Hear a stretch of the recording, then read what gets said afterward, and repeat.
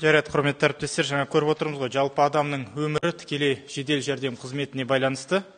Жедел жәрдемнің жағдайы өте қиын. Оның өзіне жедел жәрдем керек сияқты бүгін. Бірақ өкінішке орай жергілікті атқарушы органдардың бұл бағыттағы жұмысы бүгін енді көңілден шықпайды. Өңірлерде жеткілікті көңіл аударылып тұрған жоқ. Санитарлық көліктерден қамтамасыз ету әкімдіктердің міндеті заң бойынша. Бұл жерде тағы да бір мәселе бар, бұл жаңағы тізімнен шығару бойынша. Қазіргі уақытта жалпы осы жедел жәрдем қызметтері 7 жыл осы машина бізде баланста тұру керек деген бір ой қалыптасқан. Ол қалай? Ол көлік 1 жылдың ішінде 120 мың километр жүретін болса, 1 жылда. Ол қалай болса да 3 жылдың өзінде ол шашылып қалады. 7 жылға оны қалай жеткізесің? Ол 7 жыл болу керек дейді, ол бір бүгінгіні қалыптасқан ой. Екіншіден, ол 7 жылдан кейін оны 3 рет аукционға шығару керек.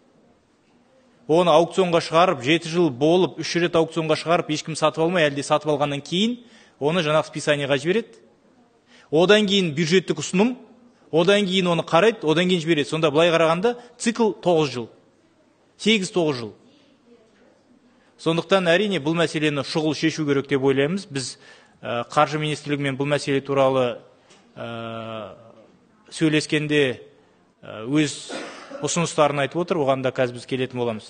Құрметті әріптестер, біз жаңа көріп отырмыз ғой. Жалпы бізде санитарлық көліктердің тозуы 59%. Есептен шығаратын орташа алғанда 20%, Қостанайда 33%, Ұлытауда 28%, Алматы облысында 23%, солай.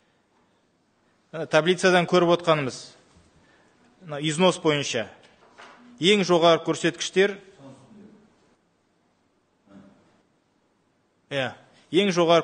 міне Абай облысында 69%-ы әбден тозған екен. Шығыс Қазақстан облысында 59%. Батыс Қазақстан облысында 82% тозған. Қостанай облысында 67% тозған.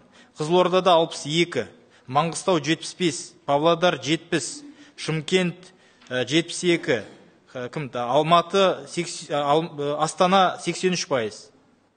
Тіпті мынау списаниеден өткізетіндерді қарайтын болсақ та, бұл жерде де жағдай онша дұрыс болмай тұр. Көріп отырмыз ғой, Алматы облысында жаңа айттым 23%, Жамбылда 21%, Қарағандыда 27-де 9, Қостанайда 33. Солай ары қарай кете береді. Яғни бүгін жағдай өте күрделі, сондықтан келесі біздің азаматтарымыз, әкім орынбасарларыма, білім денсаулық сақтау басқармаларының басшыларыма осы сұраққа жауап берсін. Қабылданбайды. Облыстық басқарманың басшысының жауабы бұндай бола ма? Сіздерге парламенттен бұл мәселені көтеріп отыр. Ол әкімдіктердің ешкім көтермей ақ шешетін мәселесі ғой. Сіздер мына жерде қазір былай қарағанда дұрыс жауап бере алмай отырсыздар. Тек қана статистикадан басқа ештеңе жоқ. Ол бізге керек емес, Абай облысының тұрғындарына керек емес пе? Қай беттеріңізбен шығып не деп айтасыздар? Біз келіссөз жүргізіп жатырмыз. Бұл немене жауап па сонда? Келіссөз тағы да 5 жыл жүргізесіздер ме, қалай болады? Жоқ, постепенно обновляем транспорт. Ну как вы обновляете, если мы вам сейчас говорим, что у вас 69% это износ? До 3 лет у вас ни одного санитарного автотранспорта по информации Минздрава нет. Новая область. Когда принимали решение, думали, что будет какая-то новая, я не знаю, там. За 3 года там можно было, наверное, обновить, какие-то решения принять по санитарному автотранспорту?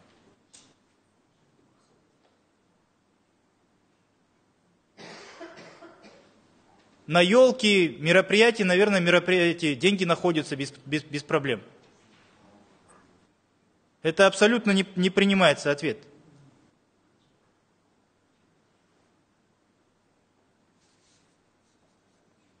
Как так? 70% износ составляет.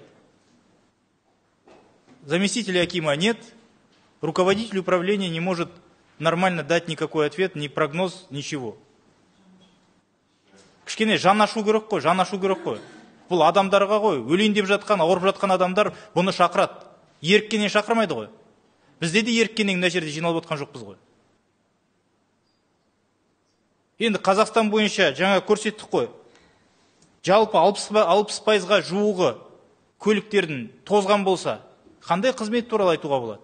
Қазір одан тіпті біз қарайтын болсақ, кейбір қалаларда осы көлік болмағаннан кейін дәрігерлер, фельдшерлер тіпті таксимен келіп жатыр.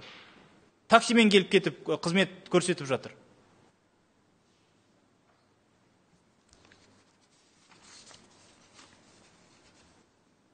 Құрметті әріптестер, өздеріңіз көріп отырсыздар.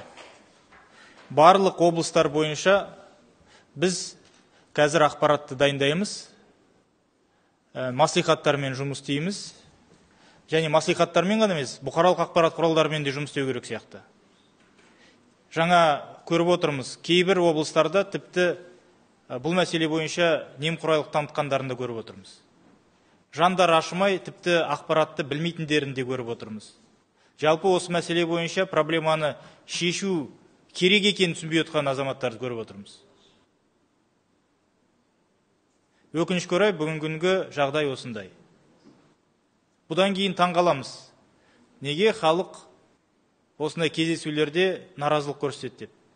Енді жағдай мынандай болса, 60% біз қамтамасыз ете алмай отырсақ, бұл мәселені парламентте көтеріп сіздерге сұрақ қойып отырсақ, сіздер жауап бере алмай отырсаңыздар, барлығы емес, кейбір өңірлер.